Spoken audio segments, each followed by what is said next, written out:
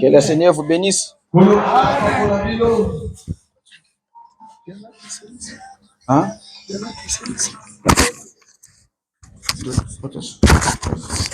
Non, non, non. Ça, c'est pour faire les dés, c'est qu'on utilise comme ça. Non, non, non. Tu peux utiliser les dés à la fois. L'autre ici, ici sont. Oui, oui, tu peux faire ça. Ça.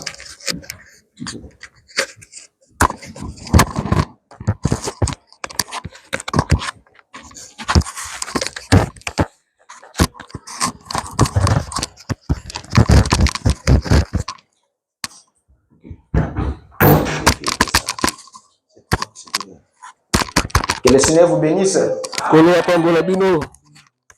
Je suis dans la joie d'être au milieu de vous ce matin. Révérend, excusez-moi. Ça, c'est tout ce que vous avez comme mixeur? Ah, ok. Bon, j'ai l'éco-mixeur qui vient. Dès que ça arrive, on va vous donner ça. Ok. Que le Seigneur vous bénisse. Je suis dans la joie d'être au milieu de vous. Nous étions ici le vendredi. Alors, nous sommes encore ici ce matin. J'avais dit le vendredi passé concernant le révérend. Bon, je ne vais pas répéter encore ça ici. Parce qu'il m'a tellement aidé. Et quand je me trouvais seul, il était avec moi pour m'aider. Alors, je ne vais pas répéter encore ça ici. Ce qui était ici le vendredi, alors on déjà eu ce qu'on appelle ultimatum. Pour que vous soyez bénis, faites ce que je vous avais dit. L'année prochaine, quand je reviendrai, que je trouve qu'il est passé à une type de Prado. Alors la chair ici doit être changée aussi. C'est déjà changé. Ok. Merci beaucoup de Seigneur Jésus-Christ. Parce que la première étape a été effectuée. Alors, je m'appelle Bertin Boukassa. J'ai une petite église au niveau des États-Unis. Ce n'est pas la première fois de prêcher ici, c'est la troisième fois. Alors, le révérend, je lui avais dit que la dernière semaine, je serai ici pour partager les peines de vie avec vous. Je sais que ce matin, vous serez vraiment dans la joie. Ceux qui vont sauter, vont sauter. Ceux qui vont clibiter, vont clibiter. Ceux qui vont pleurer, vont pleurer. C'est notre fête. La fête des enfants de Dieu. La fête des aigles. Nous devons manger la viande fraîche. Alors, sentez-vous à l'aise. S'il s'agit de sauter, sautez. S'il s'agit de courir, vous devez courir. Parce que c'est un temps que vous allez prendre votre décision ce matin. Alors, j'ai les membres de famille qui sont venus. Si les autres ne sont pas venus, c'est peut-être par manque de transport ou bien par manque de moyens. Alors, mais je remercie le Seigneur pour cela. Et, ok. Je vais prendre Exode 14. Verset 10 jusqu'au verset 16. Je lis au nom de l'Éternel. Pharaon approchait, les enfants d'Israël levèrent leurs yeux et voici les Égyptiens étaient en marche derrière eux. Et les enfants d'Israël eurent une grande frayeur et crièrent à l'Éternel. Ils dirent à Moïse, n'avait-il pas de sépulcre en Égypte sans qu'il soit besoin de nous mener mourir? C'est comme ça. Ils dirent à Moïse, n'avait-il pas de sépulcre en Égypte sans qu'il soit mourir au désert? Que nous as-tu fait en nous faisant sortir d'Égypte? N'est-ce pas là ce que nous te disons en Égypte? Laisse-nous servir les Égyptiens, car nous aimons mieux servir les Égyptiens que de mourir au désert. Moïse répondit au peuple, ne craignez rien, restez en place et regardez la délivrance que l'Éternel va vous accorder en ces jours. Car les Égyptiens que vous voyez aujourd'hui, vous ne les verrez plus jamais. L'Éternel combattra pour vous et vous gardez le silence. L'Éternel dit à Moïse, pourquoi ces cris? Parle aux enfants d'Israël et qu'ils marchent. Lève ta verge et fends-la. Étends ta main sur la mer et fends-la. Et les enfants d'Israël entreront au milieu de la mer à sec. Éternel Dieu, nous te disons merci pour la lecture de la parole. Merci infiniment parce que tu nous as donné le souffle de la vie ce matin. Quand nous sommes réveillés ce matin, nous avons des informations qu'il y a des gens qui sont morts. Les autres ont fait des accidents. Les autres sont dans des hôpitaux. Mais nous sommes en bonne santé. Ce n'est pas ta grâce. C'est pourquoi nous te disons merci. Seigneur, en se réunissant à cet endroit, nous ne sommes pas venus dans des matchs de football. Nous ne sommes pas venus dans des réunions de famille. Nous sommes venus dans la maison de l'Éternel, là où il y a la correction. Quand toi tu nous parles, c'est pour notre bien. Quand toi tu nous châties, c'est pour notre avancement. Quand toi tu nous parles, c'est pour notre guérison. C'est pour notre délivrance. C'est pour notre bénédiction. Et nous voulons être bénis ce matin, matériellement, physiquement et spirituellement. Afin qu'en sortant cet endroit, nous devons être sûrs que nous avons Jésus dans nos cœurs. Parce que Jésus est la vie éternelle. Jésus est la lumière du soir. Jésus est le message de la fin. Jésus est la colonne de feu. Jésus est l'ange de l'alliance. Jésus est le Jéhovah Shalom.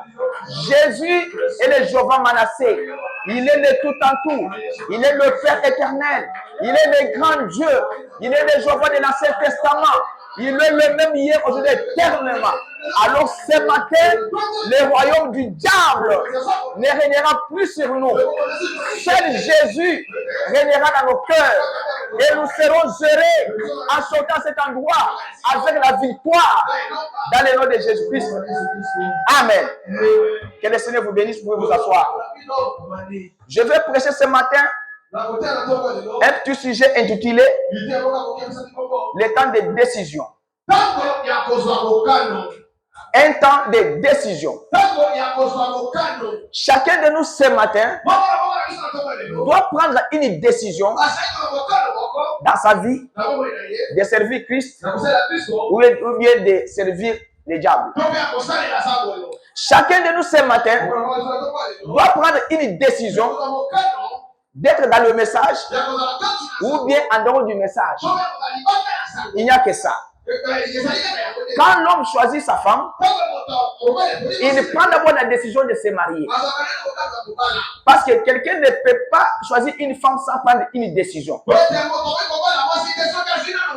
Alors il doit faire un choix pour que cette femme qu'il aura, qu'il soit la véritable femme pour lui.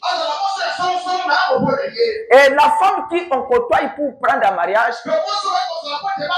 elle doit être sûre de l'homme qui la prend en mariage. Ce n'est pas choisir un garçon.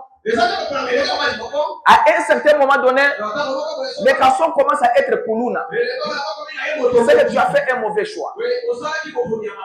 Quand Dieu avait choisi Israël, il avait dit, Israël porte mon nom. Et Dieu avait pris Jacob, qui était un voleur, il lui avait changé le nom.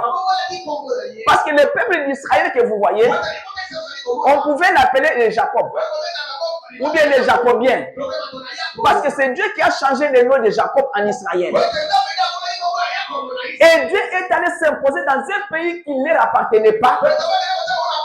Dieu a dit que je prends ce pays et je vous le donne. C'est comme ça que Dieu peut faire avec chacun de vous. Dieu peut te donner ce que toi tu espères que Dieu ne peut pas me donner. Dieu peut te donner un royaume. Tant que tu te sens que je ne suis pas capable de diriger ce royaume. Parce que Jacob ne savait pas que lui sera grand. Mais quand il avait promis à Abraham, Dieu avait pris une décision que je dois faire sortir Abraham de ce pays et lui faire un homme grand, le père d'une multitude. C'est cette décision-là que Abraham avait prise pour pouvoir se stabiliser avec la parole du Seigneur. Sans la parole, chacun de nous est instable. Un chrétien sans la parole, qui sera toujours ballotté. Parce que la parole, c'est une boussole. C'est un panneau solaire. C'est une lumière. Quand la parole vient en vous, il doit vous éclairer sur les ténèbres qui viennent dans votre vie.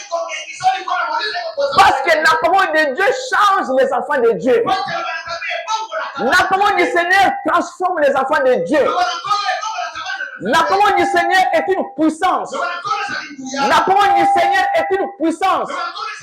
C'est une genre de puissance.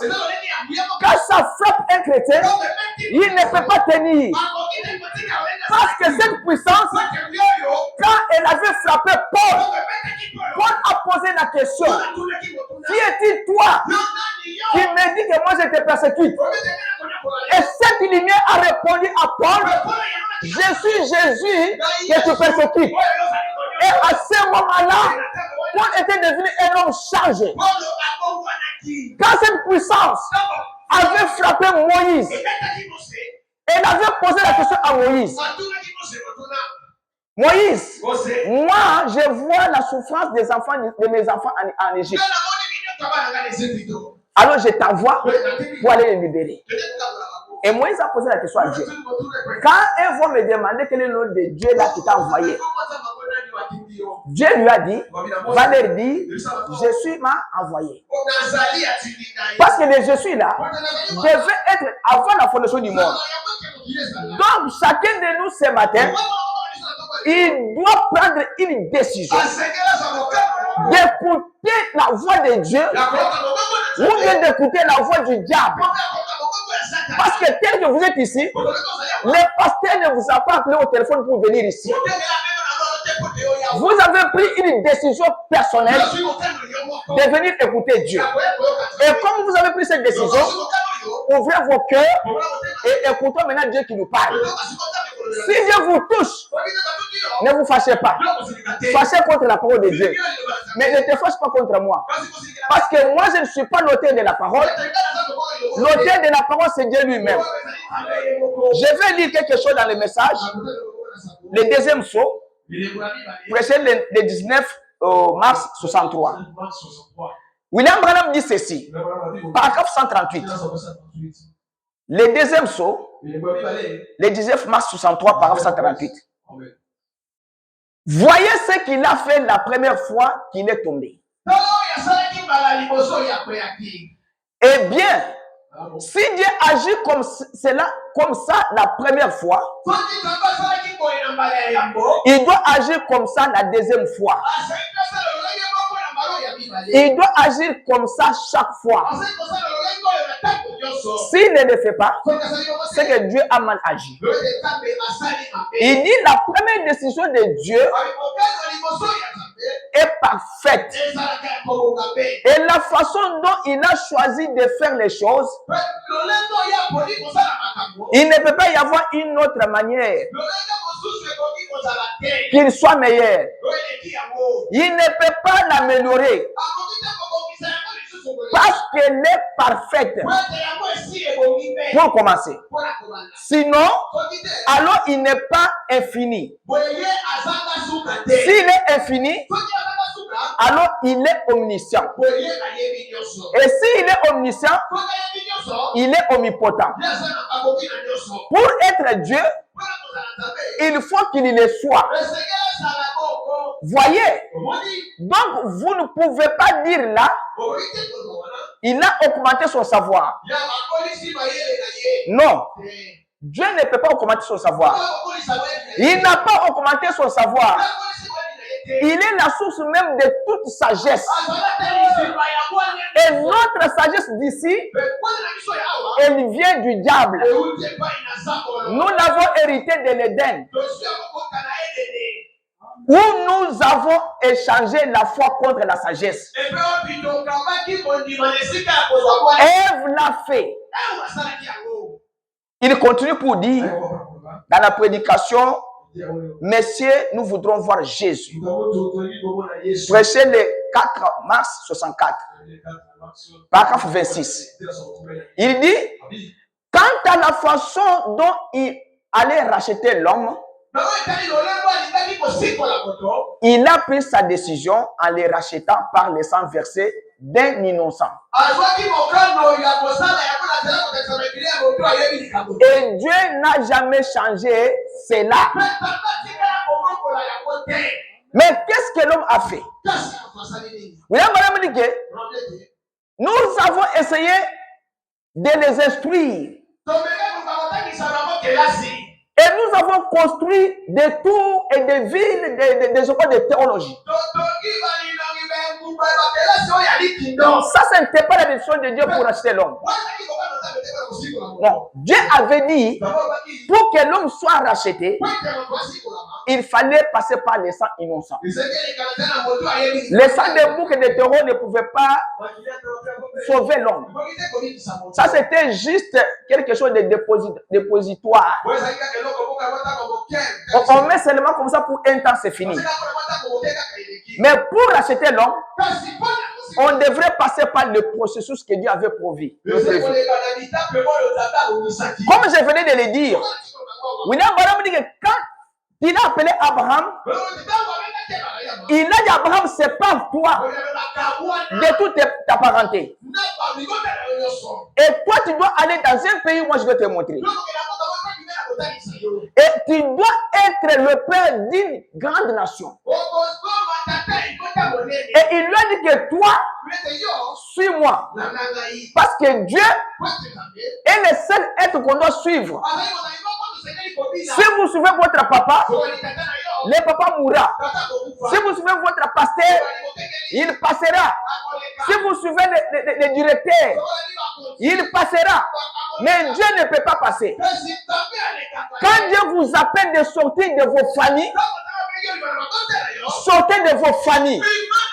Je vous avais dit, je ne sais pas si ici c'est dans une autre église. Je vous avais dit la fois passée, tel que vous êtes ici, on ne peut pas vous imposer par la famille.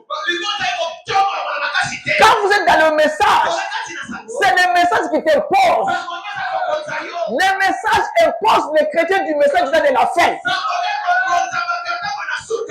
Ton oncle là ne peut pas t'imposer. Je vous avais dit, quand toi tu prends ton fils ou bien ta fille, tu l'as marié à quelqu'un, l'argent que toi tu dois faire marier cette fille-là n'appartient pas à ton oncle. Dieu te dit, toi, c'est pas toi des coutumes de famille. Vous devez vous séparer. Parce que la Bible ne vous a pas autorisé, vous, de prendre l'argent de ta fille, de donner à ton oncle. Si vous avez une écriture, tu dois me le donner. Si vous avez une citation, donne-moi cela. Parce que nous, tant que nous sommes, nous devons nous séparer avec les coutumes familiales. Nous devons nous mêler avec le message. Parce que dans le message, nous avons la parole. Et la parole que nous avons, c'est un socle. C'est ça la fondation. Quand vous voulez construire une maison, vous devez faire une meilleure fondation. Et quand vous venez à l'église, ayez une base, ayez une fondation. Parce que si vous avez une fausse fondation, la maison que tu es en train de bâtir va s'écrouler. Les années que tu as fait dans les messages, tu vas regretter. Tu viens à l'église, on a le singaloboko, on a le singaloketo. Là, tu ne t'es jamais séparé avec le monde. Parce que pour servir Dieu, vous devez vous séparer du monde. Tu viens à l'église avec des choses sur ton corps. On a besoin qu'on a autres. Tu n'as jamais été chrétien. Qui t'a dit que ton père qui a mis ça était chrétien? Aller à l'église n'est pas une garantie. Aller à l'église, c'est juste seulement le corps qui est à l'église. Mais le cœur, c'est ça le problème. Tel que vous êtes là, vous avez même des problèmes avec des gens que vous ne réparez même pas. Et tu viens ici, tu t'assois ici, tu dis Alléluia, tu clibites. Mais ton frère, tu ne parles pas avec lui. Dieu te parle ce matin. Tu dois changer. Tu dois te repentir. Tu dois te séparer pour que tu sois béni. Frère, ma soeur, sépare-toi avec les gens de la famille. Sépare-toi avec les oncles. Sois seul avec ton Jésus. Le Jésus qui t'a appelé dans le message, il sait là où il faut vous amener. Qui vous a dit que vous n'allez pas être grand? Il suffit seulement de te séparer avec le monde. Hein. Tu verras la grandeur de Dieu. Je vais vous dire ceci. Pas moi qui le dis. Votre pasteur marchera dans les plans de l'année prochaine. Et si vous le croyez, vous le verrez de vos yeux. Parce que le Dieu que nous avons était tout puissant. Il peut tout faire. Rien n'est possible devant lui. Il est le Jéhovah Shammah. Ah, il peut le faire. Personne ne peut l'arrêter. C'est pas toi avec la famille. C'est pas toi avec les mauvais amis. C'est pas toi avec le monde. Laissez injurier les gens. Laissez la haine, la jalousie, toutes ces choses-là. C'est pas toi avec ça. Il a appelé Abraham.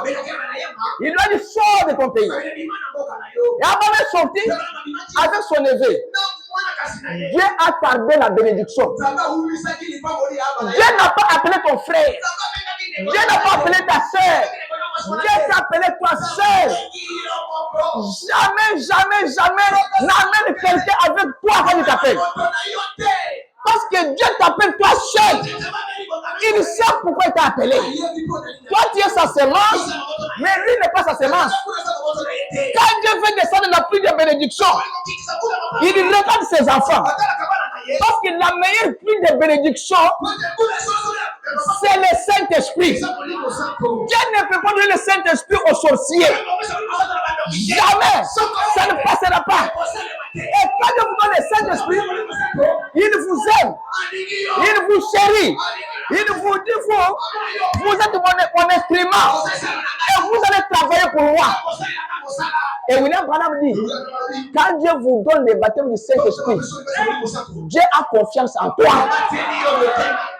Et comme Dieu a confiance en toi, toi aussi montre au monde que Dieu a confiance en moi. Je marche en vainqueur. Je marche en vainqueur. Tu dois hausser les bras. Il faut vivre.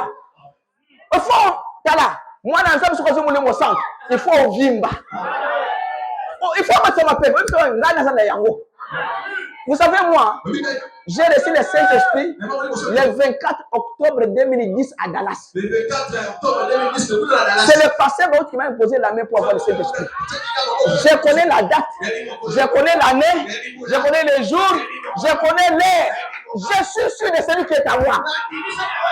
Il y a un moment dans le monde où il y a en réalité. Toi, tu as le Saint-Esprit, un sorcier vient te manger. Non, tu ne l'avais pas eu. Tu ne l'avais pas eu. Il faut vivre. Toi, tu dois être grand. Tu dois chanter tous les jours. Tu dois être heureux tous les jours. Et l'homme, il y a un peu de sang, tu as la candidate. Il y a un peu de sang, candidate. Je vais vous dire une autre chose. En 2004, moi j'étais un homme colérique. Moi je connais toutes mes dates. Date de naissance, date de conversion, date de mon centre, date de je connais tout. Parce que mon temps pour ça a été. Tel que vous êtes ici, je vous pose la question. Quel est le jour, l'année, l'heure, Zamba Longola, Kindumba Nakatidayo, ou bien Motema Bebe Nakatidayo, ou bien Zamba transformé au Tika Kozala, Moutomabe. Nana Kope Sangayon. Qui peut me donner? Qui peut me donner la date qu'il a reçu le Saint-Esprit? Moi, je vous ai dit le 24 octobre 2010 à 11h à Dallas. Bon, vous avez le Saint-Esprit avec vous. Quelle est l'année, le mois, le jour et l'heure que Dieu vous a bâti le Saint-Esprit? Ce quoi il y a bien voté? Vous avez voté. Alors vous allez passer par ici. On va prier pour vous pour le Saint-Esprit. Parce que moi, je l'ai. C'est lui qui me dit, moi, Bertin, va réparer les choses avec les gens. Je ne savais pas même le jour où Dieu m'avait appelé au ministère. J'étais enfant. Cette année, quand j'ai médité beaucoup, et j'ai prié beaucoup pour venir ici, Dieu m'a dit que quand toi, j'étais appelé au ministère, tu avais 17 ans. Moi, je ne savais pas encore. C'est depuis longtemps. Alors, quand vous n'avez pas le Saint-Esprit, vous devez le chercher. Il y a quelque chose qui vous attache avec le monde. Alléluia, c'est ça la parole. Je voulais que ce soit frère, nous sommes ici pour s'édifier. Peut-être il y a même des diacres qui n'ont pas le Saint-Esprit. Il y a même des pasteurs qui sont des sorciers. Il manque les gens qui n'ont pas le Saint-Esprit. Frère, les Saint-Esprit, ce ne sont pas des paroles. Ce sont des actes. C'est une vie. La vie que vous menez là, ça montre que vous l'avez ou bien vous ne l'avez pas. Parce que vous devez témoigner de votre vie. Frère Banam dit que je crois en Neville, parce qu'il vit ce qu'il prêche. Maintenant, Frère Banam vous dit, est-ce que vous, ce que vous prêchez à la cité, c'est ce que vous prêchez à l'église? Tel que vous êtes là. Moi, dans mon inga, j'ai foufou, maman aussi foufou au baki na poubelle. C'est ça, non? Et ben, vous voyez bien, hein? Moi, dans mon inga, voisin, à la ligne en salle, yo aussi foufou au baki na poubelle. Maintenant, cet enfant-là va aller dans la poubelle pour prendre yo au baki wa. Et vous oubliez qu'il y avait une chose dans la Bible de l'homme riche et Lazare. La Bible, il n'y a pas de raccourci dans la Bible. Tu veux être juste, mais regarde dans la Bible. Ce que tu fais chaque jour dans votre vie, ça se trouve dans la Bible.